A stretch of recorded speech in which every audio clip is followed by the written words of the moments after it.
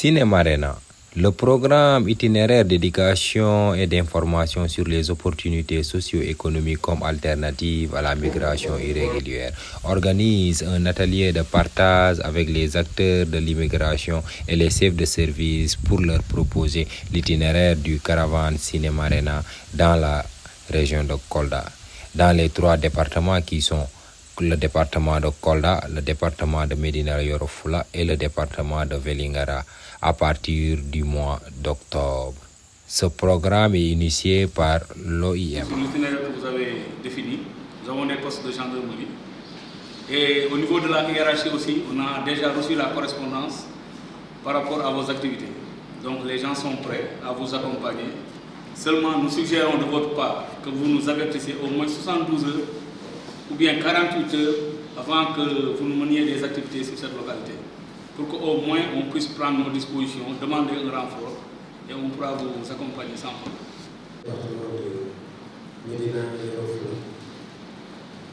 En ce qui concerne le mois d'octobre, je pense que quelqu'un l'a dit tout à l'heure, vous allez toucher seulement les jeunes qui sont dans les sites que vous avez choisis.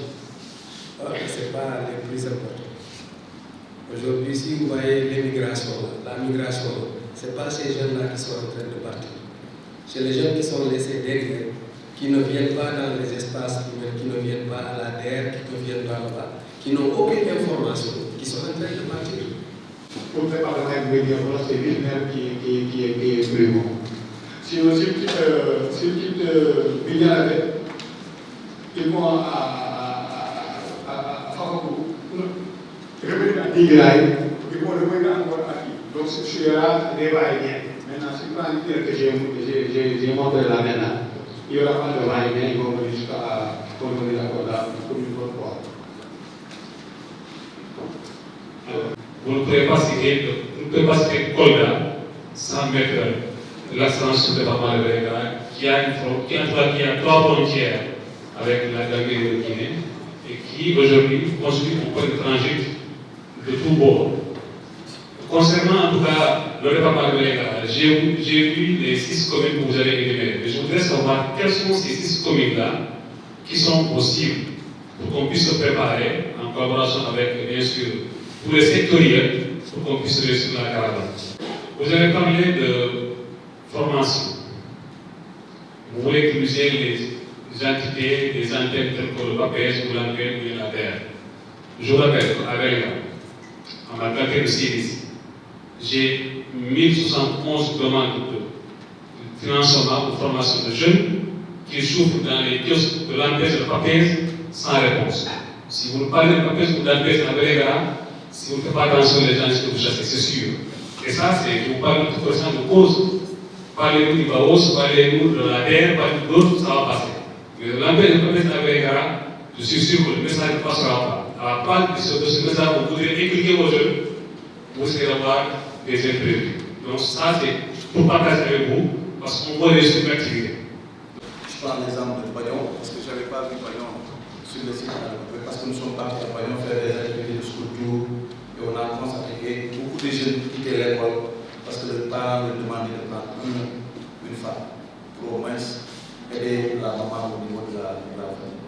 Cet enfant qui va quitter l'école en classe de 4e, 5e va chercher des moyens de subsistance. S'il ne les a pas, la préférence est de prendre la bouche. Le problème, c'est un problème qui est lié à des questions de santé. L'autre, c'est des problèmes qui partent, les jeunes qui partent. Ce n'est pas parce qu'ils veulent partir, mais c'est parce qu'ils sont sujets à des actes répréhensibles. Soit ils ont été accusés de viol, soit ils ont été accusés de vol, soit ils ont été accusés d'actes contre autre chose. Et ces jeunes-là sont obligés de migrer. Et si on n'informe pas assez, les jeunes vont tous place sur ces questions pour tous, pour les adolescents, ça va poser un problème. Là où je voulais revenir par rapport à la migration, c'est par rapport d'abord, ils l'ont dit au choix de l'itinéraire, parce qu'il y a des foyers de départ dans la région de Kolda par rapport aux statistiques qu'on a, le PAO, qui représente le ministère des Affaires étrangères et de l'intégration africaine. On a des foyers de départ. Par exemple, lorsqu'on prend la région de Kotampoma, le département de Kolda, on voit que je ne vois pas Saint-Rémy, alors que Saint-Rémy est un foyer de départ. Dans le département de Kolda, si on prend, Et dans le département de Mik, on l'a dit, il y a Badion, fait partie des foyers de départ, il y a Dingira et on a Bata Kerewan Dorman.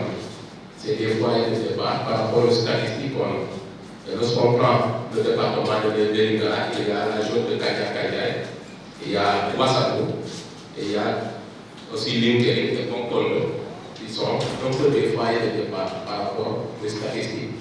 Et il y a aussi des associations fortes, par exemple, lorsqu'on prend LinkedIn, il y a une association qui est à Tongian, qui représente plus des centaines de migrants qui travaillent dans la migration.